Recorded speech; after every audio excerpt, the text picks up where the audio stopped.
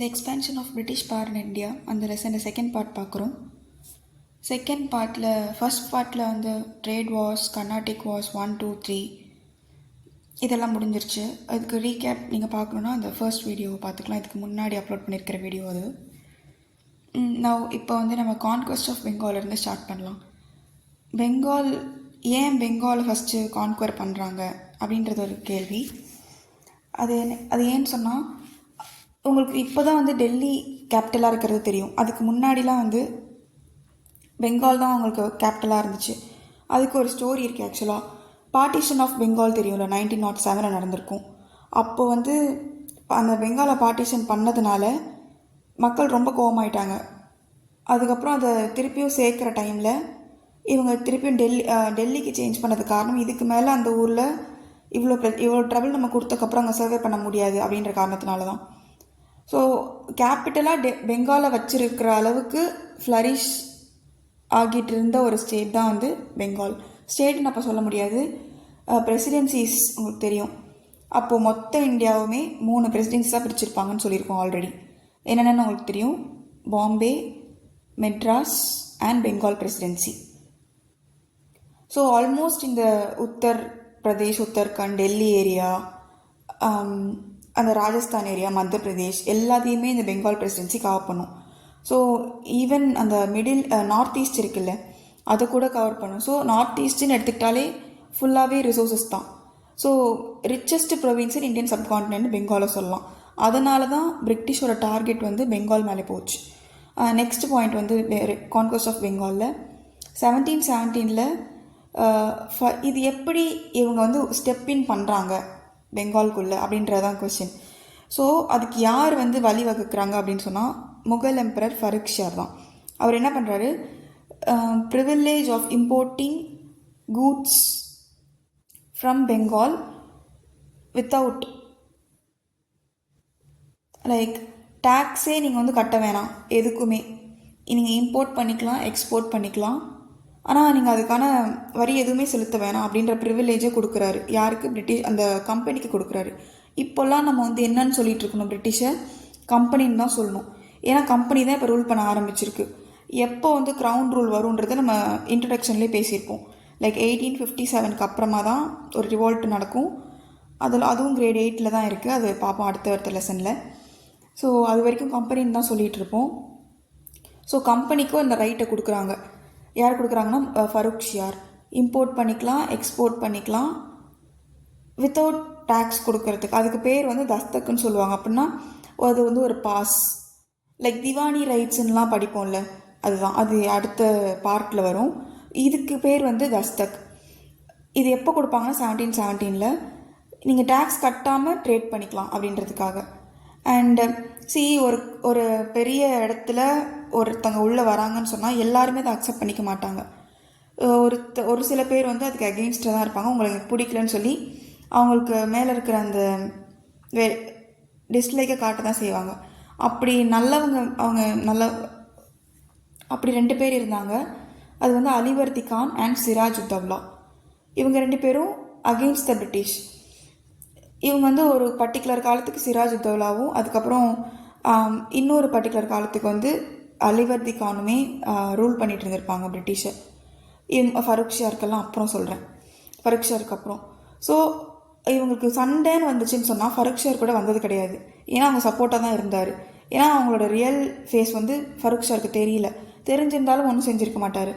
But அந்த அலிவர்தி கான், சிராஜ் உத்தவ்லா, அது எப்படி நீங்கள் வந்து எங்களை கண்ட்ரோல் பண்ணலாம், நீங்கள் இப்படி டேக்ஸ் எக்ஸம் பண்ணுறதுனால கவர்மெண்ட்டுக்கு வர வேண்டிய ரெவென்யூ ஸ்டாப் ஆகுது.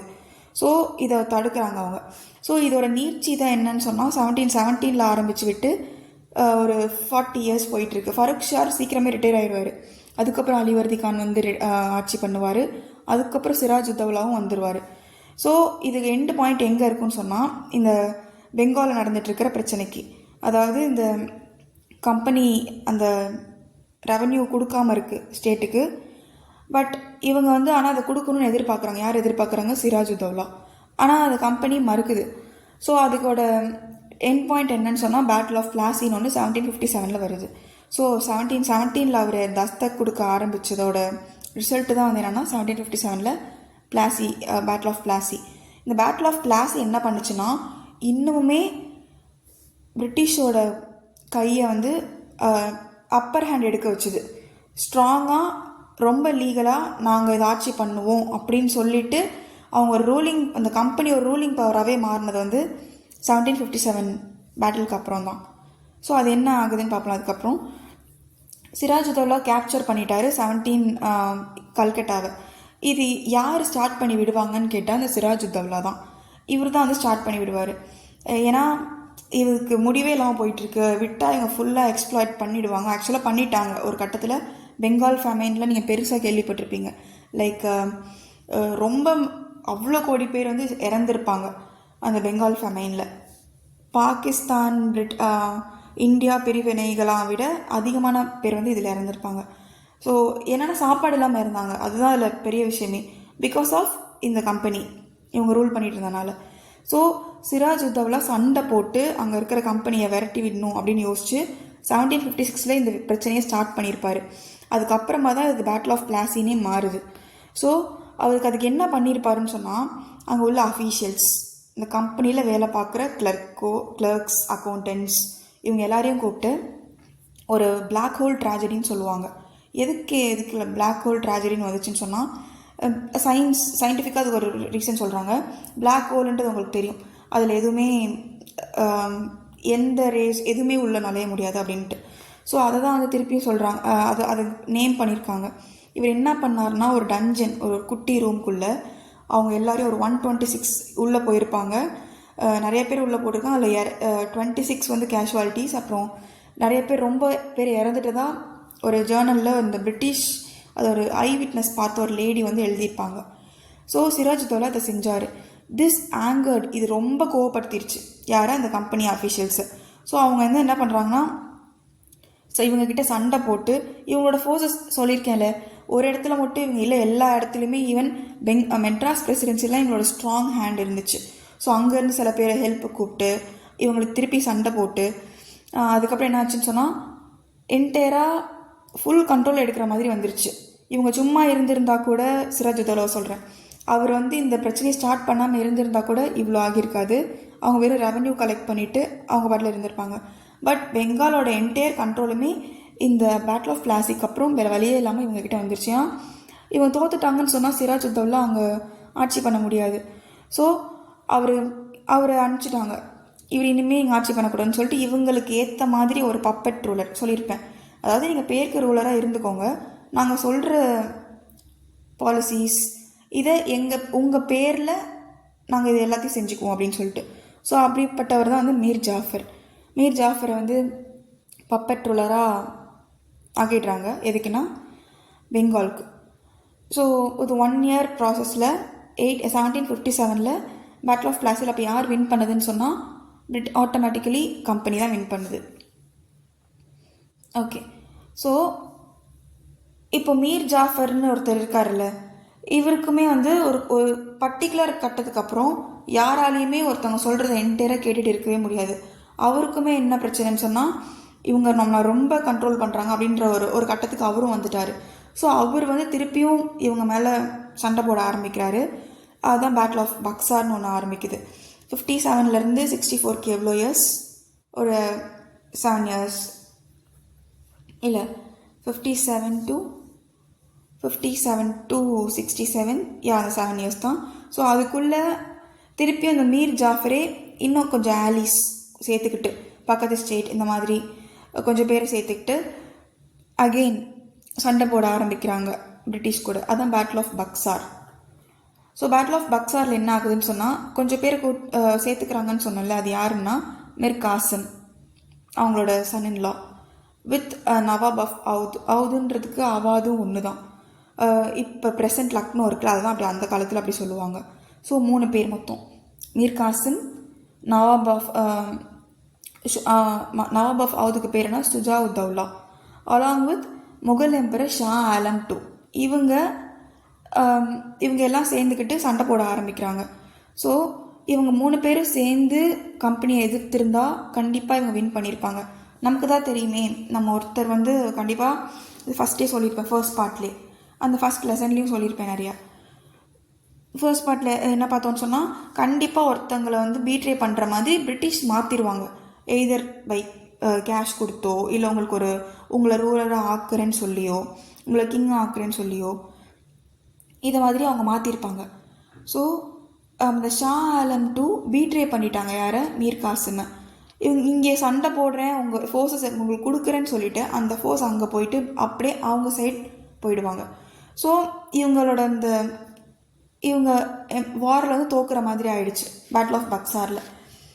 அதுக்காக அவங்க ஷா ஆலம் டூக்கு கொடுத்த வெலை என்னன்னு சொன்னால், அந்த diwani, that is right to collect revenue of Bengal, Bihar and Orissa, மூணுத்துக்குமே நீங்கள் ரெவன்யூ கலெக்ட் பண்ணிக்கலாம்.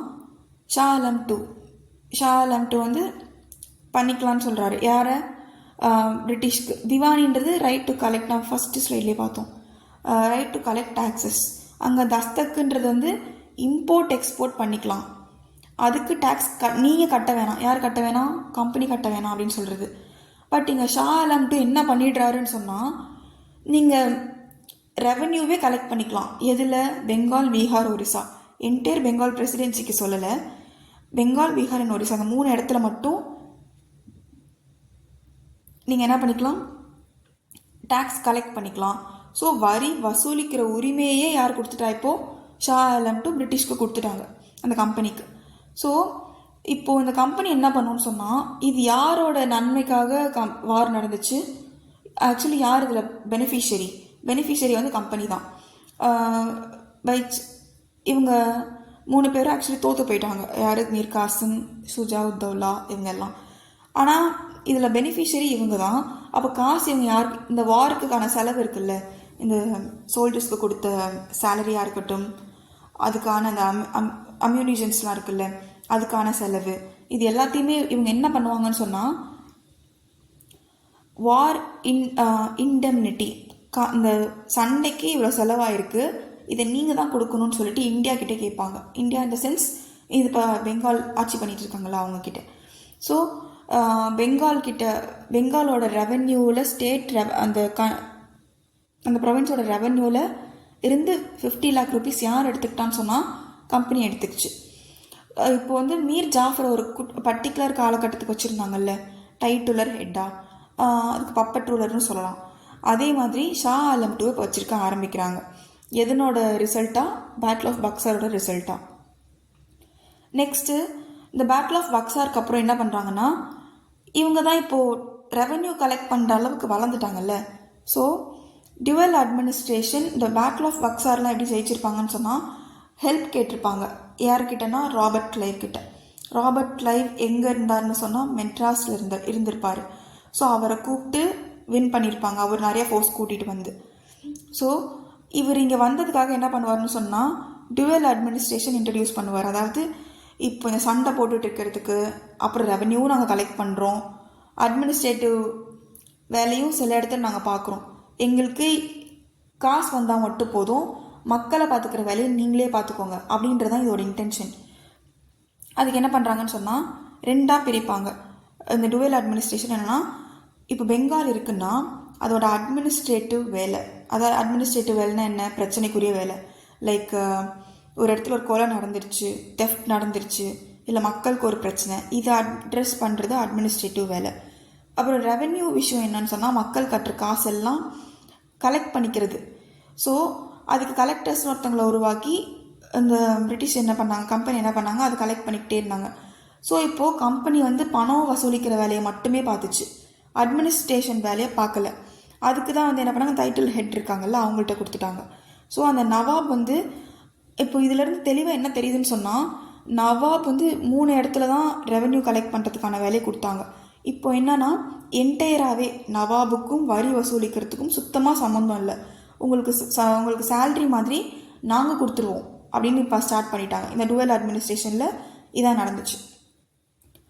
So revenue collection only with EEIC. EEIC உங்களுக்கு என்னென்னு தெரியும், இங்கிலீஷ் ஈஸ்ட் இந்தியா கம்பெனியோட ஃபுல் நேம். பை இந்த திவானி கொடுத்துருந்தாங்கல்ல, அந்த திவானி ரைட்ஸ், ஷா ஆலம் டூ கொடுத்துருப்பார்ல திவானி ரைட்ஸ், 3 இடத்துக்கு கண்ட்ரோல் பண்ணுறது, லைக் கலெக்ட் பண்ணுறதுக்கு. So revenue collection with EIC by diwani. So இப்படி போயிட்டுருக்கு டுவல் அட்மினிஸ்ட்ரேஷன். ஒன்று வந்து ஸ்டேட் கலெக்ட் பண்ணுது, இன்னொன்று வந்து like revenue collection. Revenue collection யார்கிட்ட இருக்குன்னு சொன்னால் கம்பெனிக்கிட்ட இருக்குது. பட் இந்த பிரச்சனைக்குரிய ட்ரபிள்சம் அட்மினிஸ்ட்ரேட்டிவ் ரிஃபார்ம்ஸ்லாம் யார் பார்க்குறாங்கன்னு சொன்னால் நவாப் பார்க்குறாங்க. That is the one who is ruling Bengal. இதனால் இதோட ரிசல்ட் என்னன்னு சொன்னால், இந்த டுவல் அட்மினிஸ்ட்ரேஷனால் நான் சொல்லியிருப்பேன் ஆல்ரெடி, இவங்க இப்படி இந்த ஃபருக் ஷியார் ஸ்டார்ட் பண்ணி விட்டது எங்கே போய் முடியும்னு சொன்னால் பெங்கால் ஃபெமைனில் போய் முடியும். ஃபெமைன் வந்து கோடிக்கணக்கான பேர் செத்து போனாங்க.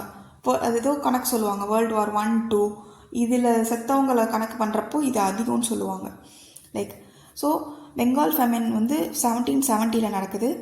அப்போது அவ்வளோ பேர் ஒரு டிசீஸ் வந்து செத்துடுறாங்கன்னா அது வேறு. ஸோ அதுவும் வரும் இதில்.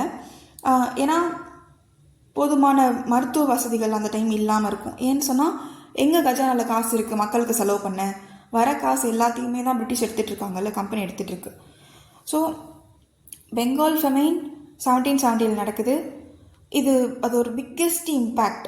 ஏன்டா பிரிட்டிஷை கம்பெனியை உள்ளே விட்டோன்ட்டு அங்கே இருக்கிற எல்லாருமே ஃபீல் பண்ண மொமெண்ட் வந்து இந்த பெங்கால் ஃபெமைன் தான். ஸோ ரிகார்டிங் திஸ், இப்போ நம்ம இந்த லெசனோட பிக் பிக்சரை ஆல்ரெடி சொல்லியிருப்பேன் ஃபஸ்ட் பார்ட்டில். இப்போ இன்னொருத்தர சொல்லிடுறேன்.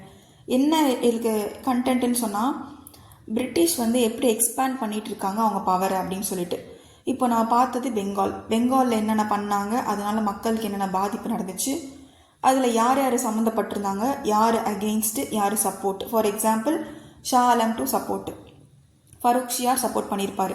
ஆனால் யாரெல்லாம் அகெயின்ஸ்டாக இருந்தாங்க, மிர் காசிம், சுஜா உத்தவ்லா, அப்புறம் முக்கியமான ஆள் சிராஜ் உத்தவ்லா. இவங்களாம் ரொம்ப பிரேவான ஆளுங்க. என்னதான் இருந்தாலும் நாங்கள் எங்கள் கண்ட்ரியை நாங்கள் தான் ஆட்சி பண்ணுவோம் அப்படின்னு சொல்லிட்டு, நீங்கள் யார் டேக்ஸ் கலெக்ட் பண்ணுறதுக்கோ அப்படின்னு கேட்குறவங்க. ஸோ இது மாதிரி இதெல்லாம் பார்த்துட்டோம். ஸோ பெங்கால்னு சொன்னால் இப்போ உங்களுக்கு சில பாயிண்ட் சொல்ல தெரியும்ல. ரெண்டு வார் நடந்துச்சு, 2 பேட்டில் நடந்துச்சு. என்ன 2 battle? Battle of Plassey, battle of Buxar. Plassey எப்போ? 1757. பக்சார் எப்போ? 1764. இதோட எக்ஸ்ட்ரீமாக ஒரு விஷயம் நடக்கும் பெங்காலில். அதான் பெங்கால் ஃபெமைன் 1770. அதிகபட்சமான பீப்புள் செத்து போயிட்டாங்க அதில். லைக் ஒரு நோய் வந்தும் செத்துருப்பாங்க, சாப்பாடு இல்லாமையும் செத்துருப்பாங்க. ஸோ பெங்காலை பொறுத்த வரைக்கும் இந்த கிரேடுக்கு நீங்கள் இவ்வளோ தெரிஞ்சுக்கிட்டா போதுன்னா நிறையா சொல்லலாம். பார்ட்டிஷன் ஆஃப் பெங்கால் நடந்துச்சு, அதெல்லாம் வந்து 90s நடக்கிறது எல்லாமே நீங்கள் இண்டிபெண்டன்ஸோட சேர்த்து பார்ப்பீங்க. அதுவும் வரும். இந்த 8th கிரேடோட கடைசி சாப்டர் அதெல்லாம் பார்ப்போம். இப்போது 2nd சாப்டர் இன்ட்ரோவுக்கு இவ்வளோ போதும். ஸோ இப்போ பெங்கால் பார்த்துட்டோம். பெங்கால் ஒரு பார்ட் முடிஞ்சிருச்சு. இந்த லெசனில் என்னென்னலாம் பார்ப்போம்னு சொன்னால், மைசூர் இதெல்லாம் சேர்த்து பார்ப்போம். இந்த மைசூர் அப்புறம் மராத்தாஸ். இந்த பார்ட்டில் நான் பிளான் பண்ணியிருக்கிறது மைசூரில் என்ன நடந்துச்சு அப்படின்னு பார்க்குறது, அங்கே யார் இருந்தாங்க, எப்படி பேட்டில்ஸ் நடந்துச்சு. அப்புறம் மராத்தாஸ், அப்புறம் சீக்ஸ் கூட சண்டை போட்டுப்பாங்க. சீக்ஸ் எங்கே கான்சன்ட்ரேட் ஆகிருக்கு, சீக்ஸ்னாலே பஞ்சாப் தான் உங்களுக்கு ஞாபகம் வரணும்.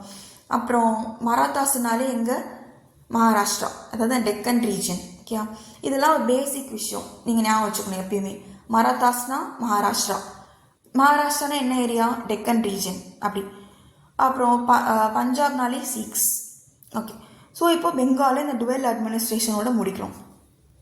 இப்போது மைசூர் சொல்லியிருப்பேன், மைசூர் ஏரியா பார்க்க போகிறோம் அப்படின்னு சொல்லிட்டு. அதுக்கு முன்னாடி ஒருத்தரை பற்றி நம்ம பார்த்தே ஆகணும். என்னன்னு சொன்னால், அவர் தான் ஒரு big hero. Like Tipu Sultan அவர் பேர்.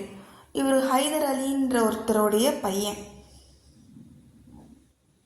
இவர் ஹைதர் அலி வாழ்ந்த 1761 82 வரைக்கும் இவர் ஆக்டிவாக இருந்த பீரியட். அப்புறம் 1765 திப்பு சுல்தான் வந்து இவர் எல்லா ரூலருமே அவங்க பண்ணுற ஃப்ராடு தனத்துக்கு ஒத்துக்குவாங்களான்னா இல்லை, எல்லா இடத்துலையும் ஒருத்தங்க எதிர்ப்பாங்க தான். லைக் சிராஜ் உத்தவ்லா. இப்போ நீங்கள் கம்பேர் பண்ணி பார்த்துக்கணும். அப்போ பெங்காலில் யார் எதிர்த்தாங்கன்னு சொல்லி நீங்களே கேள்வி கேட்டுக்கணும். பிகாஸ் இதெல்லாம் உங்களுக்கு MCQவில் கண்டிப்பாக வரும். So Siraj Uddaulah was against British. அதே மாதிரி இங்கேயும் இருக்காங்க, சப்போர்ட்டர்ஸும் இருக்காங்க, நவாப்லாம் இருக்காங்க இங்கே. ஆனால் எவ்வளோ பேர் சப்போர்ட்டாக இருந்தாலும் நாங்கள் வந்து உங்களுக்கு எங்களோட அத்தாரிட்டியை விட்டு கொடுக்க மாட்டோம் அப்படின்னு சொல்கிறது தான் வந்து திப்பு சுல்தான். ஸோ இவர் சாண்டல்வுட் வந்து எக்ஸ்போர்ட் பண்ணிகிட்ருப்பாங்க பிரிட்டிஷ். உங்களுக்கு தெரியும் ஸ்பைசஸ் இன்னும் என்னென்னலாம் இங்கே ரிச் காஸ்ட்லியான திங்ஸ் இருக்கோ எல்லாத்தையும் அவங்க யூகேக்கு அனுப்பிச்சி விட்டுருக்கிறது தான் இவங்க வேலையே. ஏன்னா அதுக்கு இங்கே தான் காசு கட்ட தேவையில்லையே. தஸ்தக் இருக்குது. தஸ்தக்லாம் ஒரு காலத்தில் முடிஞ்சே போச்சு. அதுக்கப்புறம் ரெவன்யூ கலெக்ஷன் வரைக்கும் வந்துட்டாங்க அவங்க. ஸோ மைசூர்லேயும் அதை வந்து என்ன பண்ணலாம், எல்லா ஏரியாலையும் இதை ஒர்க் அவுட் பண்ணணும் அப்படின்றது அவங்களோட என்டையர் இன்டென்ஷன். இப்போ மைசூரில் அதை ட்ரை பண்ணுறாங்க. அதை இவர் எப்படி எதிர்க்கிறாருன்றதையும் பார்ப்போம், இவருக்கு என்ன ஆகுதுன்றதையும் பார்ப்போம். கடைசியில் பிரிட்டிஷ் தான் வின் பண்ணியிருப்பாங்க பை நோ வே. பிகாஸ் நான் சொல்லியிருக்கேன்ல, ஒருத்தர் வீக்கான ஒருத்தர் இருப்பாங்க, துரோகம் பண்ணுற ஒருத்தர் ஒரு இடத்துல இருக்கிற வரைக்கும் பிரிட்டிஷ் ஜெயிச்சுட்டு தான் இருக்கும். எல்லாருமே அவங்களுக்கு அகென்ஸ்டாக இருந்தால் கண்டிப்பாக பிரிட்டிஷ் வின் பண்ணுறதுக்கு வாய்ப்பு இல்லை. இங்கேயும் ஒருத்தர் இருந்தார், அதனால் இவர் தோற்று போயிருப்பார். யார்? திப்பு சுல்தான். ஓகே, திப்பு சுல்தான் மேலே இன்னொரு கடுப்பு பிரிட்டிஷ்க்கு என்னன்னு சொன்னால், ஆக்சுவலி ஃபஸ்ட்டே சொல்லியிருப்பேன், இந்தியாவுக்குள்ளே இந்த ஸ்பைசஸ்லாம் எடுக்கிறதுக்கு பிரிட்டிஷ் மட்டுமா வந்தாங்க? இல்லை, ஆக்சுவலாக பிரிட்டிஷ் தான் கடைசியாக வந்த ஆள். அந்த பிடிஇடிஎஃப்னு சொல்லிட்டு ஒன்று சொல்லியிருப்பேன். பிடிஇடிஎஃப்னு சொல்லிட்டு ஆனால் ஃபஸ்ட்டு வந்தது போர்ச்சுகீஸ், அப்புறம் டச்சு, அப்புறம் இங்கிலீஷ், அப்புறம் டேனிஷ், கடைசியில் தான் இங்கிலீஷு. இந்த மாதிரி ஸோ கடைசியில் ஃப்ரெஞ்சு, நடுவில் இங்கிலீஷ் வந்திருப்பாங்க. ஸோ இவங்க பிரிட்டிஷ் வந்து லாஸ்ட்டாக வந்தாலும் ரொம்ப பவர்ஃபுல்லாக ஆகிட்டாங்க. பட் இந்த ஃப்ரெஞ்ச்லாம் என்ன பண்ணுவாங்கன்னு சொன்னால், ஒரே ஒரு இடம் பாண்டிச்சேரியை மட்டும் பிடிச்சிட்டு அங்கே ஸ்ட்ராங்காக இருப்பாங்க. என்ன பிரச்சனை வந்தாலும் பாண்டிச்சேரி விட மாட்டாங்க. டச்சு அப்படின்னு சொன்னால் அந்த கோவா சைடு அப்படியே இருந்துக்குவாங்க. இந்த மாதிரி இந்த டையூடாமன் இதெல்லாம் போகிற வரைக்குமே போர்ச்சுகீஸ் டையூடாமனில் தான் இருந்துகிட்டு இருந்தாங்க. இது மாதிரி மெட்ராஸை என்ன காரணத்தை கொண்டும் பிரிட்டிஷ் விட்டு கொடுக்காது. எத்தனை சண்டை போட்டாலும் ஒரு ட்ரீட்டியை போட்டு மெட்ராஸை நான் வச்சுக்கிறேன், பாண்டிச்சேரி நீ வச்சுக்க அப்படின்ட்டு அதுதான் நம்ம கர்நாடிக் வார்ஸில் பார்த்துருப்போம். ஃப்ரெஞ்சும் பிரிட்டிஷும் பேசிக்கும். அப்புறம் எதுக்கடா சண்டை போட்டிங்கன்னு கேட்டால் அது அவங்களுக்கு தான் தெரியும். என்ன சண்டை வந்தாலும் கடைசியில் மெட்ராஸ் வந்து யார்கிட்ட தான் இருக்கும்னா பிரிட்டிஷில் தான் இருக்கும். அவங்க அதை விட்டு போக மாட்டாங்க. ஃப்ரெஞ்சும் பாண்டிச்சேரியை விட்டு கொடுக்காது. அது பாண்டிச்சேரி தான் செட்டில் ஆகிருச்சா ஆக்சுவலி.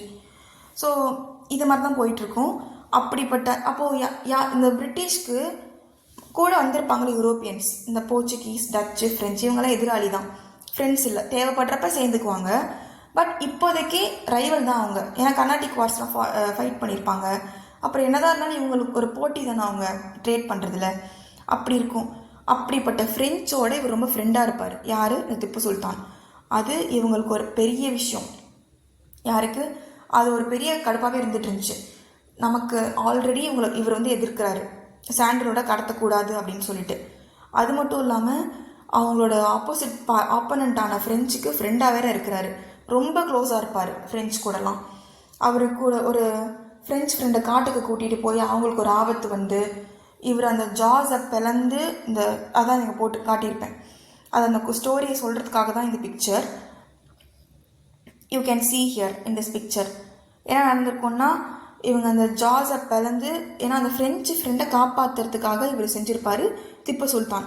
அதுக்காகவே இவருக்கு வந்து டைகர் ஆஃப் மைசூர்னு பேர் வந்துச்சு. ஸோ இவர் க்ளோஸ் ரிலேஷன்ஷிப் மெயின்டைன் பண்ணியிருப்பார். யார் கூட? இந்த ஃப்ரெஞ்சோடு மெயின்டைன் பண்ணியிருப்பார். ஆனால் அதுக்கப்புறம் வந்து 4 வார்ஸ் சண்டை போட்டிருப்பாங்க. உங்கள் புக்கில் இது ஒரு சின்ன பேராகிராஃபாக கொடுத்து முடிச்சிருப்பாங்க. பட் இது நீங்கள் ஒரு கதையாக புரிஞ்சுக்கிட்டீங்கன்னு சொன்னால், இதோட பேக்ட்ராப் தெரிஞ்சுன்னு சொன்னால் கான்செப்ட் அப்படியே மைண்டில் இருக்கும். அதுக்காக இந்த எக்ஸ்ட்ரா இதெல்லாம் சொல்கிறது. இன்னும் சொல்லலாம் என்னென்னா, பேட்டில் ஆஃப் 4 வாரையும் 4 பேட்டிலையும் டீட்டெயில் பண்ணலாம். அது பெருசு கிடையாது, எல்லாத்தையுமே சொல்லிடலாம். ஏன்னா அதுவும் ஈஸி தான். ஃபஸ்ட்டு 3 வாரில் இவங்க தான் ஜெயிச்சுட்டு வருவாங்க. கடைசி வாரில் நவாப் வந்து அவங்களோட போய் சேர்ந்துக்குவாங்க. பீட்ரேயலால் மூலமாக மட்டும்தான் திப்பு சுல்தானை வீழ்த்துவாங்க. அதுவும் லைக் அந்த பேக் ஸ்டாப் பண்ணி தான். ஸோ 4 வார்ஸ் வந்து நடக்கும் மைசூரில். திப்பு சுல்தான் இனிஷியல் ஸ்டேஜஸில் நல்லா ஜெயிச்சுட்டு வருவார். ஃபஸ்ட்டு வாரெல்லாம் ஹைதர் அலியே இருந்திருப்பார். ஹைதர் அலி ஜெயிச்சுட்டு வருவார். லாஸ்ட் வார் ஆஃப் செரிங்கப்பட்டினம்னு ஒரு இடம், அதில் 1799 இயரில் திப்பு சுல்தானை கொன்றுவாங்க. அதோட இந்த மைசூருக்கும் மைசூரில் இவங்க எஸ்டாப்ளிஷ் ஆகிடுவாங்க. ஏன்னா திப்பு சுல்தான் தான் ரொம்ப பவர்ஃபுல்லான ஆள். ஹைதர் அலி அதுக்கு முன்னாடியே இறந்துருப்பார். ஸோ இப்போதைக்கு இருக்கிற திப்பு சுல்தான் அவர் ரொம்ப பிரேவான வாரியர். அவரை ஸ்ட்ரைட்டாக சண்டை போட்டு பிரிட்டிஷ் இவரை மட்டும் கிடையாது, நான் நிறைய தடவை சொல்லியிருப்பேன், எந்த ஒரு கிங்கையோ இல்லை ஒரு வாரியரையோ ஸ்ட்ரெயிட்டாக சண்டை போட்டு ஜெயிச்சதா சரித்திரமே இப்போ வரைக்கும் கிடையாது பிரிட்டிஷ்க்கு. எய்தர் ஃப்ரெண்டை விலை கொடுத்து வாங்கிடுவாங்க, அந்த மாதிரி தான், ஆர் மினிஸ்டர் விலை கொடுத்து வாங்கிடுவாங்க, இதில் நவாபை விலை கொடுத்து வாங்கி அந்த மாதிரி தான். ஈவன் பேக் ஸ்டாப் பண்ணி தான் இவங்களை கொண்டிருப்பாங்க ஆக்சுவலி, சண்டை போட்டு ஜெயிச்சிருக்க மாட்டாங்க. ஸோ அதான் செத்திருப்பார் திப்பு சுல்தான். இவர் சாகவும் பெருசாக ஆப்போனண்ட் யாரும் இருக்க மாட்டாங்க மைசூரில். ஸோ இந்த வழியாக மைசூர் இவங்க கைக்கு வருது. ஸோ இப்போ இது வரைக்கும் புரிஞ்சிச்சுல. இப்போ நீங்கள் ஞாபகம் வச்சுக்க போகிற பாயிண்ட் என்னென்னா நிறைய பாயிண்ட் தான். Son of Hyder Ali Tipu Sultan sandalwood எக்ஸ்போர்ட்டை ஸ்டாப் பண்ணார். அதுதான் பிரச்சனையே பிரிட்டிஷ்க்கு. அதனால் எதிர்க்க ஆரம்பித்தாங்க. கூடுதல் கோவம் ஏன் வந்துச்சுன்னு சொன்னால், ஃப்ரெஞ்சோட ஃப்ரெண்டாக இருந்தார். 4 வார்ஸ் ஃபைட் பண்ணியிருப்பாங்க. 4 வாரோட பேரை இனிஷியல் ஸ்டேஜஸில் இவங்க வின் பண்ணிக்கிட்டே வந்திருப்பாங்க. பட் அந்த 4th கடைசி ஸ்டேஜில் என்னன்னு சொன்னால் செரிங்கப்பட்டினத்தில் கடைசி பேட்டிலில் இவரை கொண்டிருப்பாங்க. அதனால் இவங்க வின் பண்ணியிருப்பாங்க, அவ்வளோதான். ஸோ இதை மட்டும் நீங்கள் ஞாபகம் வச்சுக்கிட்டா போதும் ரிகார்டிங் பேட்டில் ஆஃப் இந்த மைசூரை பொறுத்த வரைக்கும். ஓகே, அப்புறம் நெக்ஸ்ட் இவரோட சயின்டிஃபிக் இன்வென்ஷன் அதையும் பார்த்துடலாம். என்னன்னு சொன்னால், இவர் அப்போவே ஒரு மெக்கானிக்கல் டாயை டிசைன் பண்ணியிருப்பார். யார்? இவர் பேர் சொல்லியிருக்கேன், திப்பு சுல்தான். ஸோ மெக்கானிக்கல் டாய் இது என்னன்னு சொன்னால் ஒன்றும் த்ரெட்டன் பண்ணுறதுக்கு தான் ஆப்போசிட்டில் இருக்கிற சோல்ஜரை. ஸோ இந்த டாய் டைகர் என்ன பண்ணுன்னா ரோர் பண்ணும், ஒரு கீ மாதிரி இருக்கும். அதை நம்ம இப்போ இது என்னென்னா, இது யார் தயாரித்தது? ஆக்சுவலி திப்பு சுல்தான், இந்தியாக்காரர். பட் இது எங்கே இருக்குதுன்னு சொன்னால், இப்போ மியூசியமில் இருக்குது, லண்டனில் இருக்கிற மியூசியமில் இருக்குது. அவங்க போகிறப்போ எல்லாத்தையும் எடுத்துகிட்டு போயிட்டாங்க. கோஹினூர் டைமண்டை கூட சொல்லியிருப்பேன், பீகாக் த்ரோனையும் சொல்லியிருப்பேன். அந்த மாதிரி நாதிர் ஷா இன்வைட் பண்ணி எடுத்துகிட்டு போயிட்டாரு. அகெயின் அது என்டையர்லி டிஃப்ரெண்ட் ஸ்டோரி. என்ன கான்செப்ட் ஞாபகம் வச்சுக்கணும்னு சொன்னால், இப்போது என்ன இஷ்யூன்னு சொன்னால், இங்கே இருக்கிற நல்ல விஷயம் எல்லாத்தையும் எடுத்துகிட்டு போய் மியூசியமில் வச்சுருக்காங்க. ஈவன் இந்த வால் இருக்குல்ல, ஸ்வாட், அது கூட அங்கே தான் இருக்குது. திப்பு சுல்தான் ஸ்வாட் கூட அங்கே தான் இருக்குது இப்போது. அண்ட் கேட்டுட்ருக்கோம், அவங்க கொடுக்குன்னு ரொம்ப வருஷமாக சொல்லிகிட்டு இருக்காங்க. பட் ஸ்டில் இப்போ வரைக்கும் வரல நம்மக்கிட்ட. And this is now kept in Victoria and Albert museum in London. Victoria and Albert மியூசியமில் இருந்துகிட்ருக்கு. ஓகே, இது ஒரு மெக்கானிசம். இந்த ஒரு ஃப்ரெஞ்சு சோல்ஜரை, இது ஒரு பிரிட்டிஷ் சோல்ஜர் இது எப்படி கொல்லுன்னு சொன்னால், அவர் பயப்படுற அளவுக்கு ஒரு சவுண்டு க்ரியேட் பண்ணும், அவ்வளோதான்.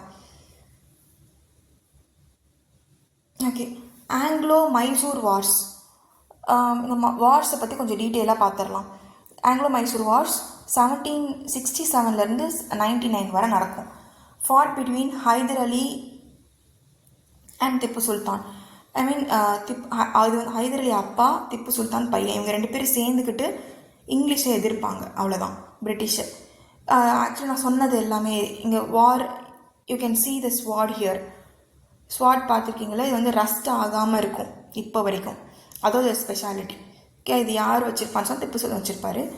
வைல் இனிஷியல் கான்ஃப்ளிக்ஸ், இனிஷியல்னால் என்ன, ஃபஸ்ட்டு சில வார்ஸ், அது சக்ஸஸ் யாருக்கு சக்ஸஸ் கொடுக்குன்னா மைசூருக்கு, ஃபார் ஹைதர் அலிக்கு.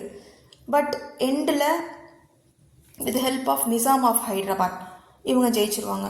ஸோ திப்பு சுல்தான் யாருன்னு சொன்னால் ஃபியர்சஸ்ட், ரொம்ப ஒரு பவர்ஃபுல்லான ஆப்போனண்ட் பிரிட்டிஷ்க்கு. பெங்காலில் யார்? சிராஜுத்தௌலா மாதிரி. மைசூரில் இவர். ஓகேயா? ஓகே, இப்போது மைசூரில் என்ன நடந்துச்சுன்னு கேட்டால் நமக்கு சொல்ல தெரியும் என்ன நடந்துச்சு.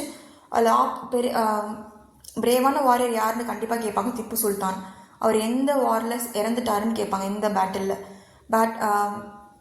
4th லாஸ்ட் ஒன் எந்த இயரில் இறந்தாங்கன்னு கேட்பாங்க, 1799. எந்த பிளேஸ்லன்னு கேட்பாங்க, செரிங்கப்பட்டினம். ஓகே, அவர் ஒரு மெக்கானிக்கல் டாய் டைகரை டிசைன் பண்ணது யாருன்னு கேட்பாங்க. நமக்கு ஹைதர் அலியா திப்பு சுல்தானான்றது கன்ஃபியூஸ் ஆகும். ஆனால் திப்பு சுல்தான் தான். அதுக்கு திப்பு டாய் டைகர்னு ஒரு டாபிக் கொடுத்துருப்பேன், ஸ்லைடில் நீங்கள் பார்த்துக்கலாம். இப்போது ஆங்கிலோ மைசூர் வார், ஆங்கிலோ மராத்தா வார். மராத்தா சொல்லியிருப்பேன், மகாராஷ்டிரா ரீஜனில். எல்லா இடத்துலையும் ஒரு ஒரு ஆப்போனண்ட் இருக்கிற மாதிரி இங்கேயும் இருப்பாங்க. ஆப்போனண்ட் இவங்க எதிர்க்கிறவரும் இருப்பாங்க, சப்போர்ட் பண்ணுறவங்களும் இருப்பாங்க. மகாராஷ்டிராலையும் இந்த இருந்தாங்க அது மாதிரி. So fought between Marathas and English East India Company for 3 years, 3 வருஷத்துக்கு நடக்கும். ஓகேயா? இது எதனாலன்னு சொன்னால், அதில் அந்த சந்தன கட்டைகள் இருக்குல்ல, அதனால ஸ்டார்ட் ஆச்சு அவர் ஃப்ரெண்டுன்றது ஒரு காரணம். இங்கே என்ன காரணம்னு சொன்னால், ஒரு வேக்கம் க்ரியேட் ஆகும். பேஷ்வான்னு ஒருத்தர் இறந்துருவார். ஆக்சுவலாக அங்கே ரூல் பண்ணிகிட்டு இருந்த ஒருத்தர் இறந்துருவார். அங்கே ரூல் பண்ணுற யாராக இருந்தாலும் பேஷ்வான் தாங்க சொல்லுவாங்க. லைக் ஹைதராபாத்க்கு நிசாம், பெங்காலுக்கு நவாப் அப்படின்னு சொல்கிற மாதிரி மராத்தாக்கு பேஷ்வான்னு சொல்லுவாங்க. டைட்டில் அவ்வளோதான். உள்ளே இருக்கிறவங்க நிறைய பேர், லைக் பாஜிராவ் டூ, அது லாஸ்ட்டாக இருந்தவர். அதுக்கு முன்னாடி 2-3 பேர் இருப்பாங்க, நிறைய பேர் இருப்பாங்க. ஸோ அவங்கெல்லாம் ஒற்றுமை இல்லாமல் ஒருத்தங்க இறந்துருவாங்க. அந்த ரூல் பண்ணிட்டு இருக்கிற கிங் இறந்த உடனே அவங்களோட மினிஸ்டர் வந்தாலோ இல்லை அவங்களோட பையனோ மருமகனோ யாரும் இருக்க மாட்டாங்க அந்த டைமில். ஸோ அப்போ என்ன ஆகும்னா, மராத்தா கிளானில் யாருமே இருக்க மாட்டாங்க. அவங்களுக்குள்ளேயே சண்டை நடந்துகிட்ருக்கும். அவங்க சண்டை போடாமல் ஒருத்தங்களை ஒருத்தங்களை கிங்காக வச்சுட்டு மற்றவங்க பேச்சு கேட்டுட்டு இருந்திருந்தா இந்த பிரிட்டிஷ் உள்ளே என்ட்ரு ஆகிறதுக்கான வாய்ப்பே இருந்திருக்காது. ஈவன் அவங்க ஒற்றுமையாக இருந்திருந்தாலும் நீங்கள் உள்ளே போந்து அதை ட்ரிகர் பண்ணி ஒரு பிரச்சனை, கான்ஃப்ளிக்டை உருவாக்கி இவங்க ஃபஸ்ட்டு உள்ளே ஒரு இடத்துக்கு போகிறதுக்கு முன்னாடி அவங்க இடத்துல சண்டை க்ரியேட் பண்ணிவிடுவாங்க பிரிட்டிஷ் எப்பயுமே. அது அவங்களோட வே ஆஃப் ஒரு இடத்த கேப்சர் பண்ணுறதுக்கு அதான் அவங்க யூஸ் பண்ணுவாங்க அந்த ட்ரிக். லைக் அங்கே சண்டே கிளப்பி விட்டு ஒரு சைடு அப்போ தான் இவங்ககிட்ட வருவாங்க, ஒரு சைடு ஆப்போனண்ட்டாக நிற்பாங்க. ஆப்போனண்ட்டாக நிற்கிறவங்க சண்டை போடுவாங்க, இவங்க கூட இருக்கிறவங்க இவங்களுக்கு சப்போர்ட்டாக இருக்கும். ஏன்னா இவங்களுக்கு அந்த இடத்துல ஒரு சப்போர்ட் வேணும்ல, அதுக்காக இந்த சண்டையை உருவாக்கி விடுவாங்க. ஆல்ரெடி இவங்களுக்குள்ள சண்டை போயிட்டுருக்கிறது இவங்களுக்கு ஈஸியாக போயிடுச்சு. யாருக்கு? இந்த பிரிட்டிஷர்ஸ்க்கு. ஸோ பேஷ்வான்றவங்கள இவங்க ஹெட்டாக உட்கார வச்சுருவாங்க. யார்? மராத்தா எம்பையருக்கு. Finally under Lord Warren Hastings, the governor general of British dethroned the Peshwa and pension him off. So இந்த பிரச்சனையில் என்ன பண்ணிட்டாங்கன்னு சொன்னால், யாருமே ஆட்சி பண்ண வேணாம், உங்களுக்குள்ள சண்டையே வேணாம், நாங்களே ரூல் பண்ணிக்கிறோம் அப்படின்னு சொல்லி முடிப்பாங்க இந்த இஷ்யூ. ஓகே? ஸோ 3 வருஷமாக நடந்துகிட்ருக்கோம். இந்த வார்ஸை பற்றி இன்டெப்த் நம்ம ரொம்ப நாள் கழிச்சு வீடியோ போடுறதுனால கொஞ்சம் கிறிஸ்பாக தான் இந்த ஃபர்ஸ்ட் வீடியோ இருக்கும். அடுத்தடுத்த வீடியோ இன்னும் டீட்டெயில்டாக நீங்கள் கமெண்ட்டில் சொல்லலாம், என்ன மாதிரி இன்னும் சொல்லணும் அப்படின்னு சொல்லிட்டு சொன்னால் ஐ வில் ஃபாலோ தட். இதுக்கு மேலே ரெகுலராக you will be seeing videos. Okay, so இந்த ஆங்கிலோ மராத்தா வார்ஸோட நம்ம முடிக்கலாம். இதுக்கப்புறம் இது செகண்ட் பார்ட். தேர்ட் பார்ட்டில் என்டையர் லெசனையும் முடிச்சிடலாம். அது என்னென்னா இன்னுமா இன்ட்ரெஸ்டிங்கான டாபிக்ஸ் எல்லாம் இருக்கும். அது என்னன்னு சொன்னால், doctrine of lapse, subsidiary alliance, இதெல்லாம் நம்ம யோசிச்சே பார்க்க முடியாத அளவுக்கு அவங்க யோசித்து ஒரு திட்டத்தை கொண்டு வந்திருப்பாங்க. அந்த மாதிரி இப்படிலாமாடா யோசிப்பீங்க அப்படின்ற மாதிரி இருக்கும். லைக் ஒரு இடத்த பிடிக்கணும், இப்போது சண்டை நடந்துகிட்டு இருந்தால் ஈஸியாக நுழைஞ்சிருவாங்க. அவங்களுக்கு பிடிக்காத விஷயம் ஏதாச்சும் நடந்துச்சுன்னா அவங்கள்ட்ட சண்டை போட்டுருவாங்க. பட் இதையும் தாண்டி சில காரணங்களை இவங்களே உருவாக்குவாங்க. இப்போ இது ரெண்டுமே இல்லை, ஒரு ஸ்ட்ராங்கான கிங் இருக்காங்க, ஓகேயா, ரூல் பண்ணிகிட்டு இருக்காங்க அப்படின்னு வச்சுக்கலாம். அப்புறம் அவங்களுக்கு சண்டை போடுற அளவுக்கு அங்கே காரணமும் இல்லைன்னா இவங்க உருவாக்குவாங்க. அதுக்கு பேர் தான் subsidiary alliance, doctrine of lapse. சில பாலிசிஸ் அது மூலயமா சில ஏரியாஸை பிடிப்பாங்க. எப்படி பிடிப்பாங்க அப்படின்றது தான். இதுக்கப்புறமா சீக் வார் இருக்கும். சீக் எப்படின்னா லைக் ரொம்ப குட்டியாக முடிஞ்சிடும். மகாராஜா ரஞ்சித் சிங்ன்றது ரொம்ப பெரிய ஆளுங்க, ரொம்ப பெரிய ஆள்.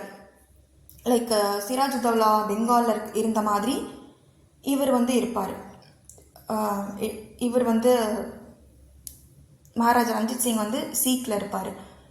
ஓகே, அதெல்லாம் நம்ம தேர்ட் பார்ட்டில் ஸ்டார்ட் பண்ணி தேர்ட் பார்ட்டில் என்டையர் லெசனையுமே முடிச்சிடலாம்.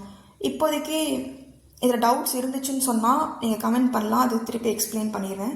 தேர்ட் பார்ட்டில் அதை திருப்பி எக்ஸ்பிளைன் பண்ணிடுவேன். ஓகே, இன்றைக்கி பார்த்ததெல்லாம் ரீகேப் பண்ணுற மாதிரி இருக்கும். நெக்ஸ்ட் வீடியோவில் என்னென்ன பார்த்தோன்னு சொல்லிடலாம். இன்றைக்கி என்னென்ன பார்த்தோன்னு சொன்னால், ஆங்கிலோ மைசூர் வார், 3 ஏரியாவில் என்னென்ன ஏரியா, பெங்காலில், மைசூரில், மராத்தா ஏரியாவில் லைக் மகாராஷ்டிராவில், இந்த 3 ஏரியாவில் பிரிட்டிஷ் எப்படி எக்ஸ்பேண்ட் ஆனாங்கன்றது இன்றைக்கி பார்த்துருக்கோம். மராத்தா வார்ஸில் வந்து கம்மியாக தான் பார்த்துருக்கோம். இன் டீட்டெயில் நெக்ஸ்ட் இதில் பார்ப்போம். ஓகே, அப்போது லிஸ்ட் அவுட் பண்ணிடலாம். பெங்காலில் யார் ஆப்போனண்ட்டாக இருந்தால் சிராஜுத்தௌலா, யார் ஹெல்ப் பண்ணால் ஃபருக்ஷியார். 2 முக்கியமான விஷயம் கண்டிப்பாக எம்சிக்யூவில் வரும். தஸ்தக்குன்னு ஒன்று, திவானின்னு ஒன்று. தஸ்தக்னா என்ன, டேக்ஸை எக்ஸம்ப்ட்னா என்ன, நீங்கள் மட்டும் டேக்ஸ் கட்ட வேணாம் அப்படின்னு அவங்களுக்கு மட்டும் ஒரு விடுப்பு கொடுக்குற மாதிரி, எக்ஸ்போர்ட்டுக்கும் இம்போர்ட்டுக்கும். அதுக்கு பேர் தஸ்தக். இந்த தஸ்தக்லாம் எந்த ஊரில் நடந்துச்சுன்ற மாதிரி கேட்பாங்க, ஆப்ஷன் வைப்பாங்க. மைசூரா, மராத்தா ஏரியா, மகாராஷ்டிராவா இல்லை பெங்காலான்ட்டு. தஸ்தக்னா பெங்கால் நமக்கு தெரிஞ்சிருக்கணும், திவானி ரைட்னா பெங்கால்னு நமக்கு தெரிஞ்சிருக்கணும்.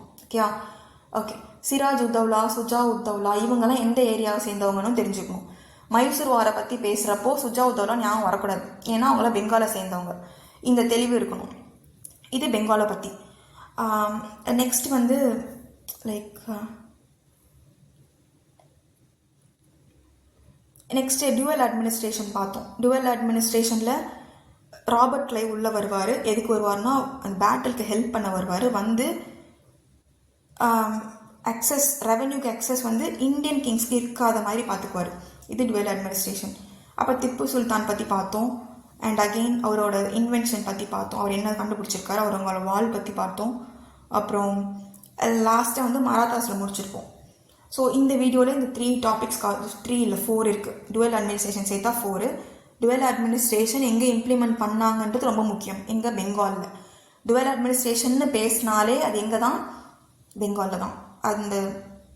அதெல்லாம் தெளிவாக இருக்கணும் இந்த கான்செப்ட் எல்லாம். Okay, thank you. 3rd பார்ட்டில் பார்க்கலாம். 3rd பார்ட் போடுறதுக்கு எப்படி ஒரு 3 days ஆகும். அதுக்குள்ளே நீங்கள் கமெண்ட் பண்ணலாம், லைக் இன்னும் இதில் என்ன டவுட் இருக்குது அப்படின்னு சொல்லிட்டு. அது இல்லாமல் அந்த சப்சிடரி அலையன்ஸில் டவுட்ஸ் இருந்தாலும் சொல்லலாம். ஸோ அதுக்கேற்ற மாதிரி அதை ப்ரிப்பேர் பண்ணிவிட்டு வந்துடலாம். தேங்க்யூ.